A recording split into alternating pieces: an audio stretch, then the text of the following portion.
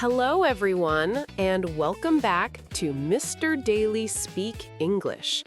I'm Emily, and I'm truly excited to be here with all of you today. It's always a pleasure to spend this time together and continue learning English in a relaxed and enjoyable way. Hi, Emily, and hello to all our amazing listeners. I'm David, and it's great to be back with you again.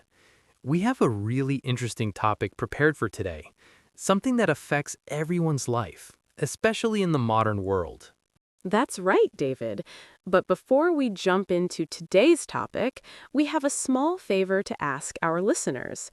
If you're enjoying this podcast and finding it helpful, please take a moment to like this episode.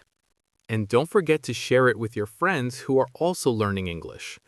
Most importantly, make sure you subscribe to Mr. Daily Speak English so you never miss our future episodes.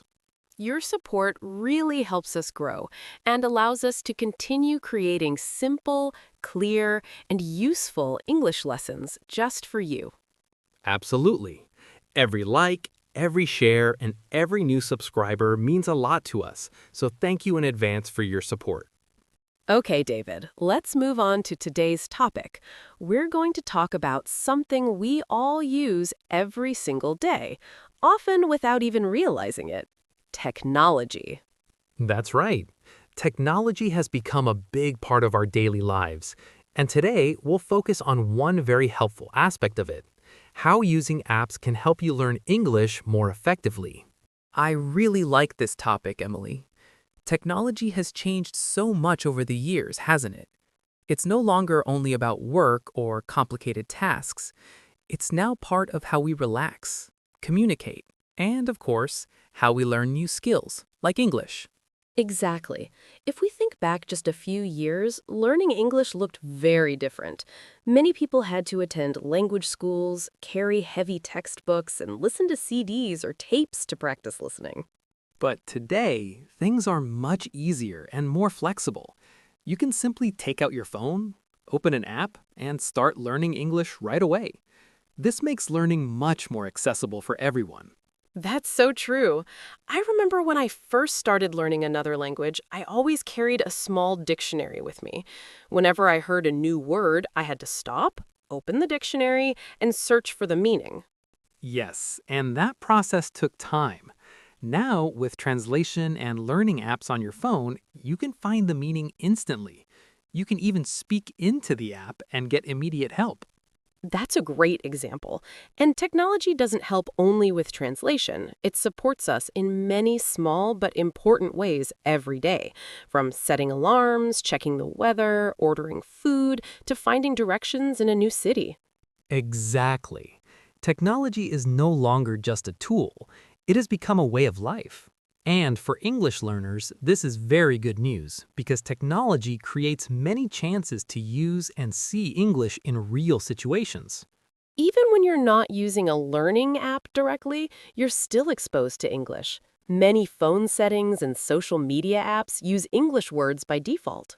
That's right. Words like settings, notifications, share, like, comment, and follow become familiar very quickly. You learn them naturally just by using your phone. And over time, these words feel completely normal. You don't even stop to think, oh, this is English. You simply understand and use them. That's the beauty of learning English through daily life. It doesn't feel like studying anymore. It feels like living. Now let's talk more about learning English actively with apps. There are so many different apps available today, and each one focuses on a specific skill. You can find apps for vocabulary, grammar, listening, speaking, reading, almost anything you want to improve. Yes, and many learners usually start with vocabulary apps. These apps are very popular because building vocabulary is one of the most important parts of learning English. That's true. Apps like Anki, Quizlet, or simple flashcard apps help learners remember new words more easily. Most of these apps use something called spaced repetition. This means the app shows you words again right before you forget them. It's a smart way to help words stay in your memory longer. It almost feels like having a personal teacher who knows exactly when you need a reminder. Exactly. Another great thing about vocabulary apps is that you can create your own word lists. If you're watching a movie or reading a book and find a new word, you can add it to your app and review it later. That makes learning much more personal. When the words are connected to your interests, you remember them more easily. For example, if you enjoy cooking, you can learn English words related to food and recipes. If you like sports, you can focus on sports vocabulary. Vocabulary is important, but grammar is also a big challenge for many learners. Yes, and luckily, there are many apps that make grammar practice simple and even fun. Some apps turn grammar into a game, which helps learners stay motivated. Apps like Duolingo are a good example. They combine short grammar lessons with interactive exercises. You earn points, move to higher levels, and sometimes compete with others. This makes learning feel lighter and less stressful. And the lessons are usually short, so even 10 or 15 minutes a day can make a real difference. One big advantage of learning English with apps is that you can study anytime and anywhere. You don't need a classroom or a fixed schedule. That's right. You can learn English while commuting, during a lunch break, or even while waiting in line at the supermarket. Those small moments during the day can really add up. This makes learning much more flexible, especially for people with busy lives. Absolutely. And now let's talk about speaking practice, because many learners feel nervous about speaking English. Yes, a lot of people understand English, but feel shy when they need to speak. Technology helps with that too. There are apps that connect you with native English speakers or other learners around the world. Apps like Hello Talk or Tandem allow you to practice real conversations, right? Exactly. You can chat, send voice messages, or even make video calls. Both people learn from each other, so it feels more relaxed and friendly. That's great because there's less pressure than in a classroom. Yes, and many of these apps also help with pronunciation. Some apps use AI to listen to your speech and give feedback. So you can hear where you need to improve and practice again. Exactly. Sometimes it's hard to notice your own mistakes, and instant feedback really helps. It's almost like having a pronunciation coach right in your pocket. And that kind of support can really build confidence over time. Now let's talk about listening skills. Many English learners want to understand real conversations more easily. How can apps support listening practice? There are many great options. You can listen to English podcasts, short dialogues, and simple stories made for learners. Yes, and listening regularly helps you get used to English sounds, rhythm, and pronunciation. Exactly.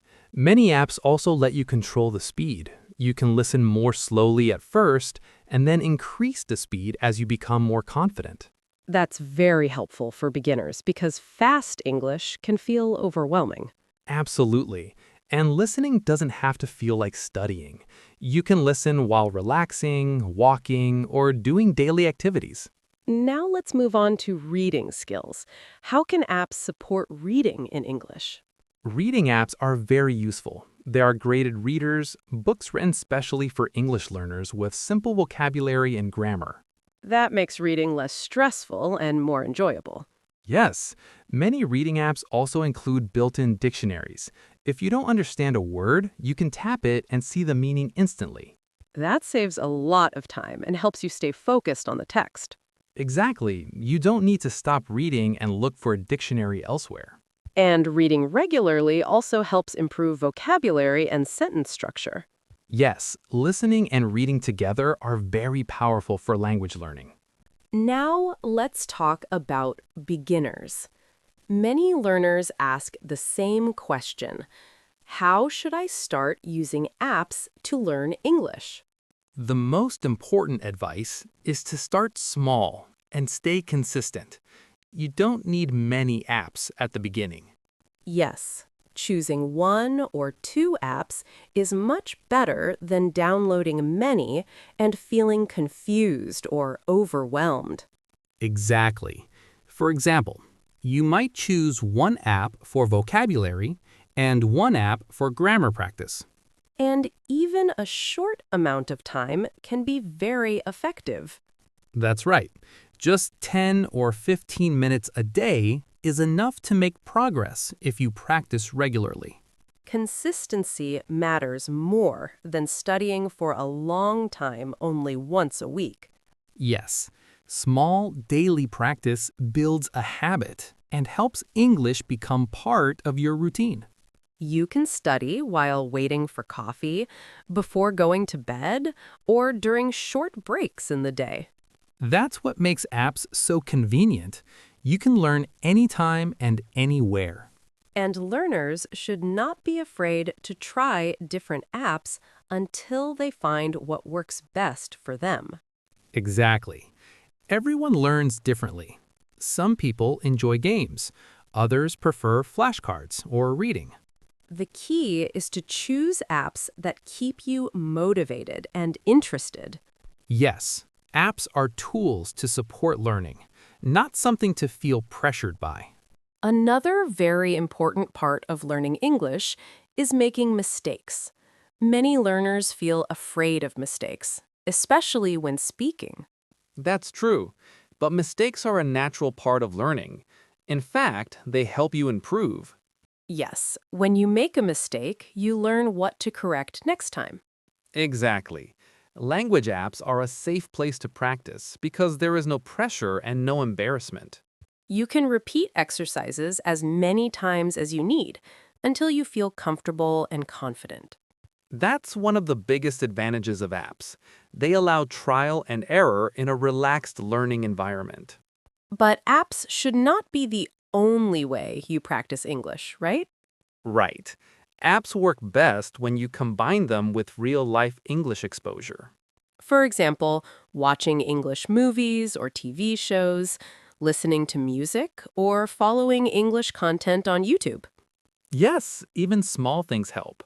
Changing your phone language to English, reading short articles, or listening to podcasts like this one. All of this helps you hear English naturally and understand how it's used in real situations. And when possible, speaking with other people, even short conversations, can really build confidence. The more you use English, the more natural it becomes. Exactly. Confidence grows with practice, not with perfection. So, let's quickly summarize today's episode. Technology has become a big part of our daily lives, and it also plays an important role in how we learn English. That's right. With the help of apps, you can practice vocabulary, grammar, listening, reading, and even speaking anytime and anywhere. English learning apps give you flexibility. You don't need special equipment or a classroom to start learning. All you need is your phone, a little time, and the motivation to practice regularly. We also talked about how apps help you learn at your own pace and focus on what you personally need. And remember, mistakes are part of the process. They are not something to fear. The most important thing is consistency. Even short daily practice can lead to big progress over time. Try to make English part of your daily routine. Use apps, listen to English content, and practice whenever you can. And most importantly, enjoy the learning process. When learning feels enjoyable, you are more likely to continue and stay motivated. Thank you so much for spending your time with us today on Mr. Daily Speak English. We really appreciate your support and we're happy to be part of your English learning journey. Before you go, don't forget to like this episode, share it with friends who are learning English, and subscribe to Mr. Daily Speak English for more simple and useful lessons. And feel free to leave a comment below. Tell us which apps you use to learn English or share your own learning tips. That's all for today's episode. We'll be back soon with another helpful topic. Until then, keep practicing, keep learning, and keep believing in yourself. See you next time. Take care and goodbye.